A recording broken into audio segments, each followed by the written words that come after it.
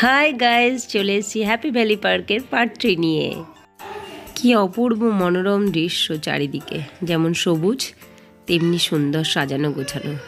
আমার তো খুব ভালো লাগলো, আশা করি তোমাদেরও ভালো লাগবে। এখানে কিন্তু একটা আছে মৌমাছি, দারুণ কিন্তু। গোল গোল করে নিচ থেকে শুরু হয় ঘোড়াটা, আস্তে আস্তে ওটা উপরে ওঠে, আবার নিচে নামে, আবার উপরে ওঠে, আবার নিচে নামে। কি যে অপূর্ব দেখতে লাগছিল না। আমার ছেলে তো ওঠেনি, ভীষণ ভীতু, তাই দাঁড়িয়ে আছে। দাদা আর বাবা উঠেছে, সেটাই দেখছে দাঁড়িয়ে দাঁড়িয়ে আর উপভোগ করছে।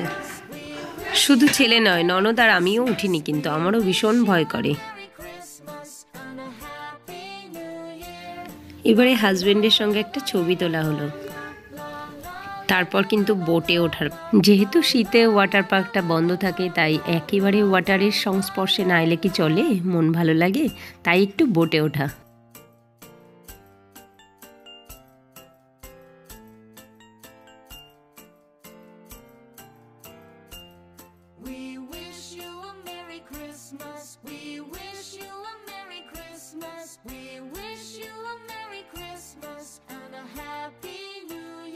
তো বন্ধুরা, এবার নিতে হবে আমাদের লাঞ্চ ব্রেক, আর লাঞ্চ করতে আমরা চলে এলাম হ্যাপি ভ্যালিরই রেস্টুরেন্টে।